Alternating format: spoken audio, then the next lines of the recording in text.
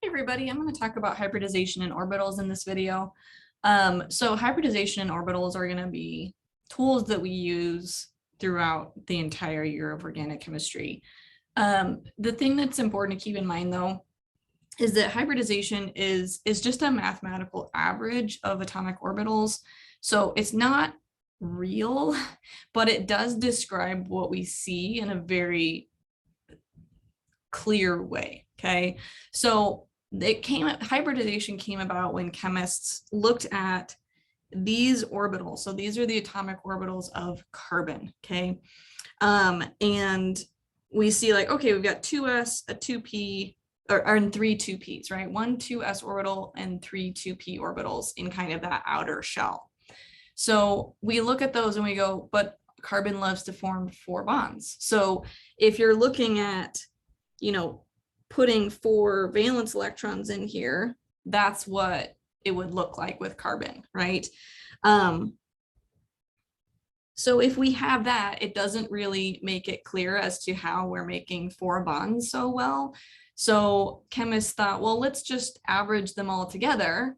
And so if you average all of them together, you get 4 degenerate, which means all the same energy level, hybridized orbitals. And they are called sp3 orbitals.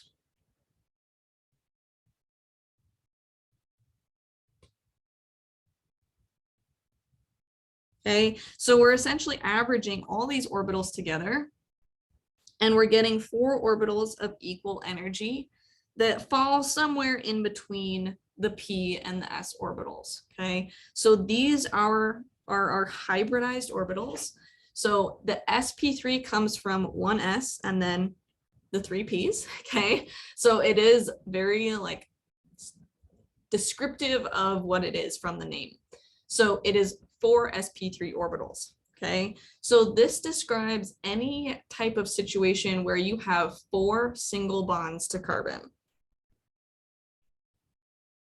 Or let me adjust this. So it's going to be, we're going to go by steric number, I think is going to be the easiest way to talk about this. So steric number is just how many things are around. I'm going to pause real quick and add that definition. Okay, so I added the definition of steric number. So we're really just looking at how many things are around the atom. So that could be an atom, it could be a lone pair, all of that counts as one thing. The other factor to keep in mind here is that a double or a triple bond is still going to count as one thing around that atom. Okay, so for steric number, if we're looking at 4 different orbitals here, we're looking at 4 different things. Okay, so we're looking at a steric number of 4, which is going to be something like, that oxygen would be sp3. A carbon just in a chain would be sp3. These carbons are sp3. Okay, because keep in mind you have your one thing going off of it and then 2, 3, 4 invisible hydrogens. This has 1, 2 things, 3, 4 from the hydrogens. So you're basically just counting up like how many things are around it. Okay, so this oxygen, you've got 1, 2, 3, 4 things around it. And all those situations, you're counting lone pairs as their own thing, and any atoms that are attached by a bond, doesn't matter what type of bond, as their own thing. Okay, so in this case, since we've got sp3, it is the easiest to determine what orbitals are present because only sp3 orbitals are present. So we have 4 sp3 orbitals. Okay, and that's what these guys are. So this is where If we're doing it for carbon,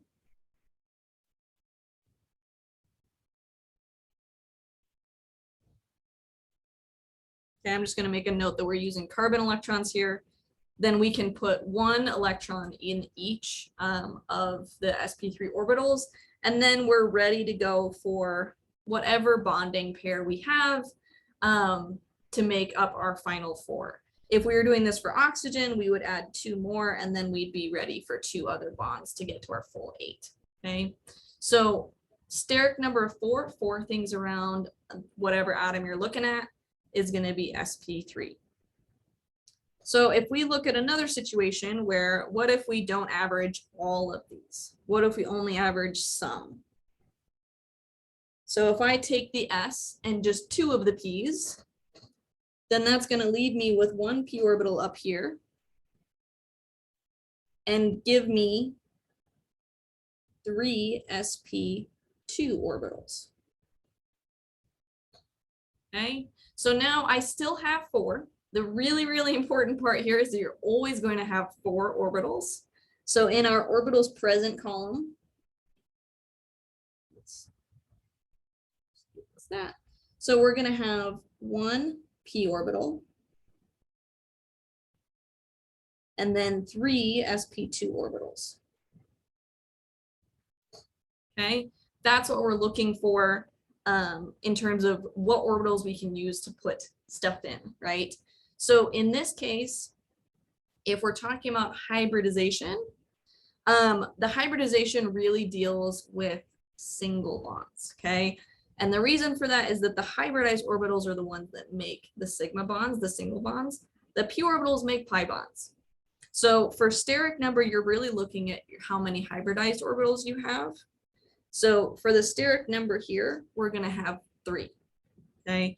So we're going to have situations like this, where we've got a carbon that has a double bond, maybe an oxygen that has a double bond,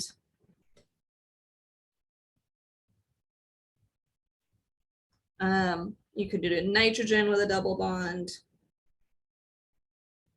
Okay, these are situations that's sp2, that's sp2, sp2, sp2, sp2, sp2. Okay, actually, I'm gonna just, this is hideous. I'm gonna highlight all the sp2 atoms here.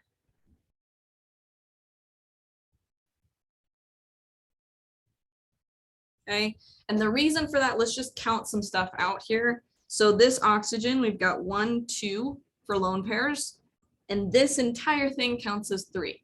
Okay, so we're counting atoms, we're not counting bonds, right? So atoms and lone pairs are what we're paying attention to. So lone pair 1, lone pair 2, atom 1, total of 3, steric number. Okay, if we count the carbon down here, we don't have any hydrogens on it because it already has 4 bonds. So then we're counting for our steric number of 1 atom, 2 atoms, 3 atoms, sp2. Okay, same with the nitrogen, we've got 1 lone pair, 1 atom, 2 atom, total of 3. Okay, over here we do have H's.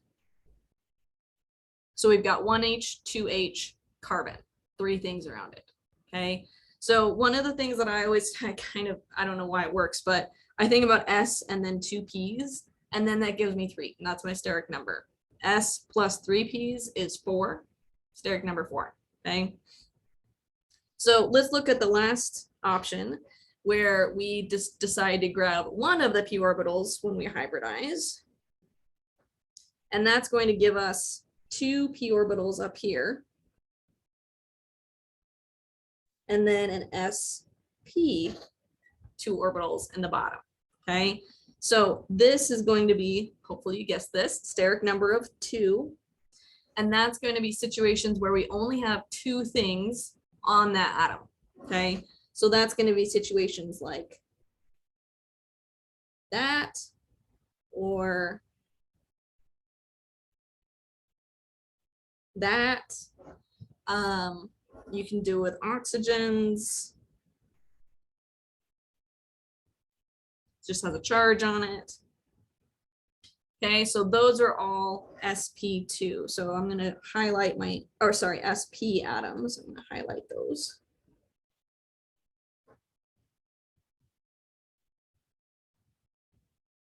In a different color. That would be smarter.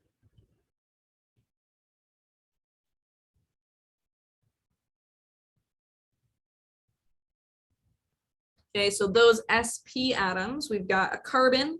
It's got two atoms attached, steric number of 2. So it's going to be sp. Okay, this carbon has two atoms attached, steric number 2. This oxygen has 1 lone pair and 1 atom, 2. This carbon has 1 oxygen, 1 carbon, 2. Okay, so steric number of 2 for sp. And our orbitals that are going to be used there, we've got 2 p orbitals and 2 sp orbitals.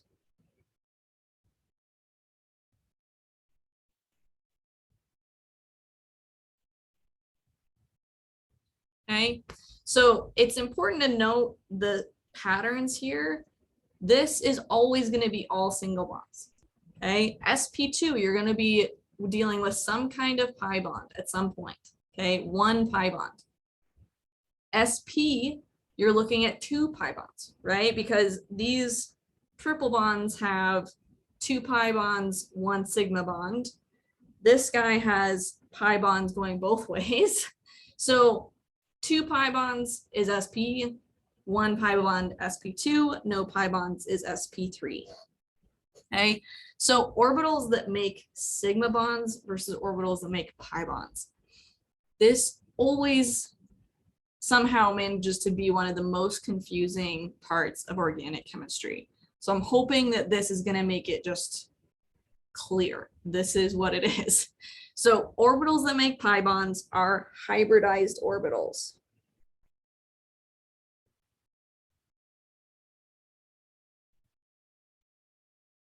Okay, so we're thinking about sp3, sp2, and sp. Okay, orbitals that make pi bonds, very, very simple, just p orbitals. Okay, just p orbitals make pi bonds, p and pi. Okay, so if we think about an example there, let's just draw up a structure real quick here and talk some stuff out. So this is going to be relevant on your homework.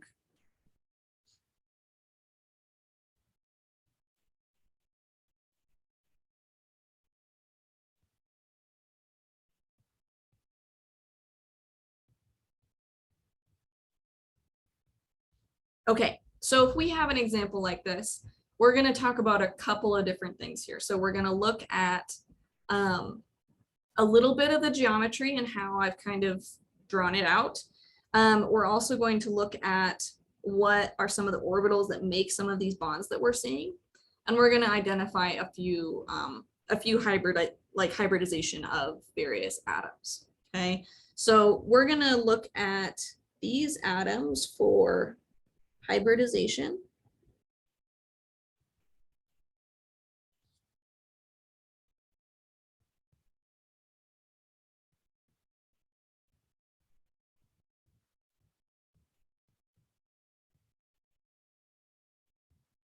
Okay, so for A, B, C, and D,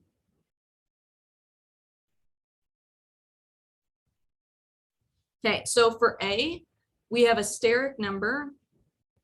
I've got 1 oxygen there, but I know that I have some invisible hydrogens. So I've got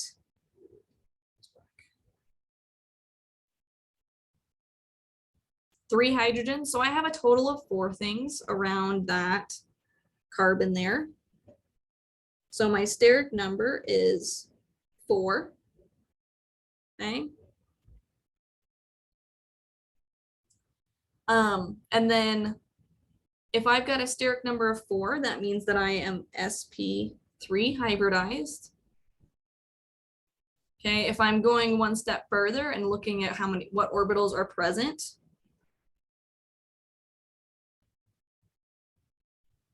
that's always going to be 4 sp3 orbitals. If I decide that it's sp3, it's always going to be 4 sp3 orbitals.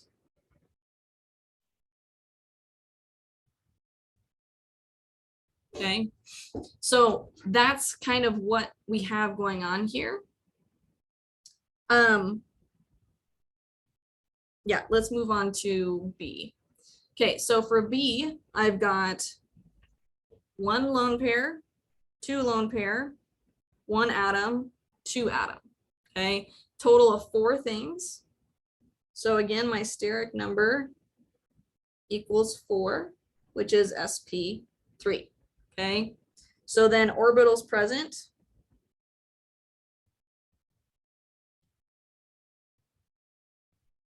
Again, that's going to be 4 sp3 orbitals.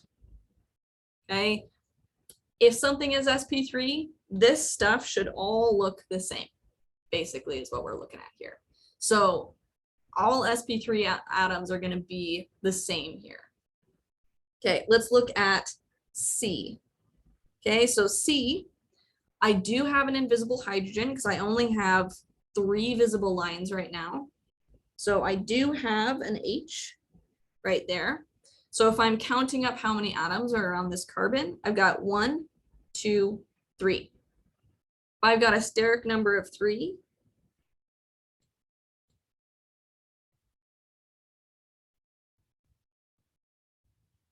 that's going to be sp2. Okay, so for orbitals present,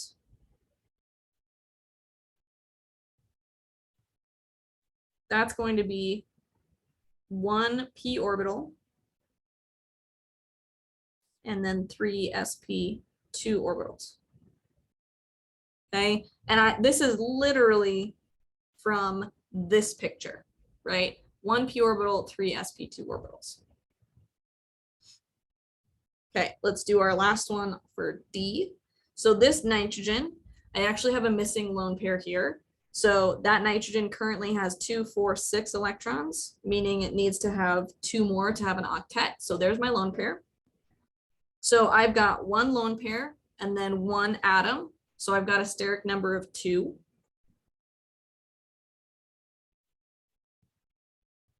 So that's going to be sp. So that means my orbitals present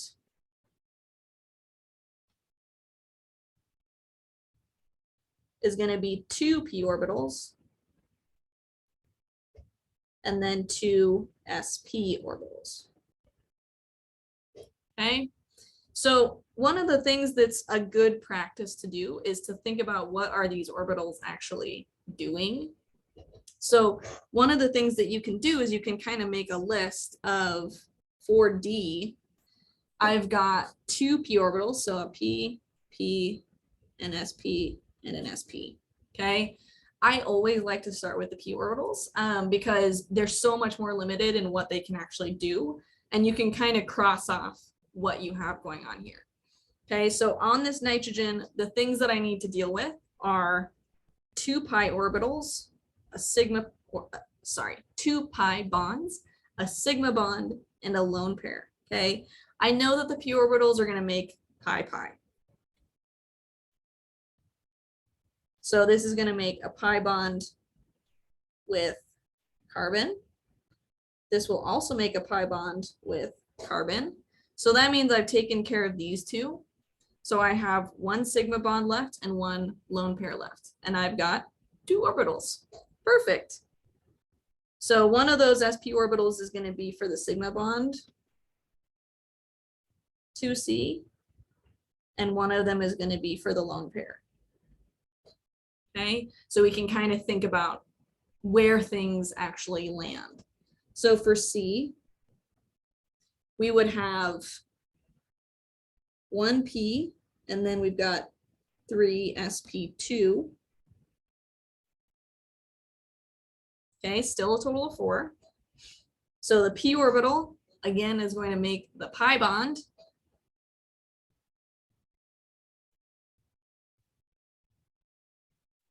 The sp2 is going to do everything else. Okay, so all of the sigma bonds that we have here are going to be made up by the sp2 orbitals. So we've got the sigma bond to C, the other sigma bond to C, and the sigma bond to H. Okay, so that's what we're looking at here. So if we look at a situation where we're looking at a bond and we want to know what orbitals are actually overlapping to form that bond,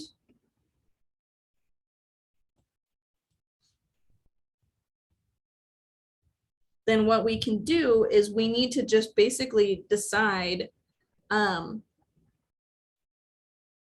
what hybridization the two atoms are, and then what things are overlapping to make that bond. Okay.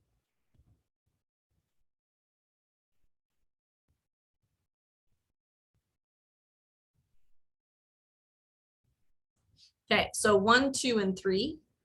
So for 1, I'm looking at the overlap between this oxygen and that carbon. Okay, so the oxygen we already decided was sp3 based on what we had up here. So that's really easy because there's only sp3 options that it could be providing. So then this carbon, if we think about its steric number, we've got 1, 2, 3, 4 things on it with those invisible hydrogens. That will also be sp3. So 1, that bond is going to be made up of sp3 from the O,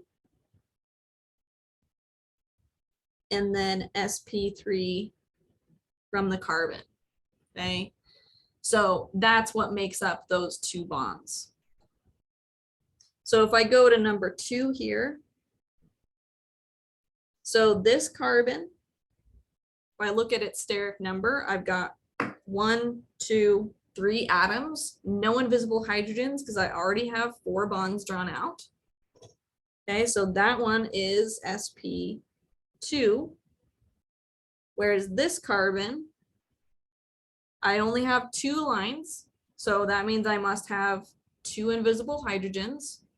So that's sp3. So that means that that bond number 2 is made up of, since it's a sigma bond, it's going to be hybridized. So I know that it's going to be a mix of these 2 hybridized orbitals, because the sp2 is only going to have sp2 hybridized orbitals. And then the sp3 is only going to have sp3 hybridized orbitals. Okay. So then if we look at number 3, so this is pi bonds, sigma bond, a whole bunch of stuff, right? So if we look at this, we said this nitrogen was sp. This carbon right here has 1, 2 things on it. So it's also going to be sp. Okay, so if I have that, then what I have to do is I essentially have to break this down into pieces. So I've got 1 pi bond, 2 pi bonds, 1 sigma bond. Okay, so the sigma bond is going to be made up of sp and sp. And then the pi bonds are always made up of p orbitals. Let me label this as C, N, P, C, P, N, and same here. Okay, so the pi bonds are made up of p orbitals. The sigma bonds are made up of hybridized orbitals. Okay, so this is going to take practice, just like everything else in this class. So hopefully this kind of gets you started, and we'll keep talking about this, and let me know if you have any questions.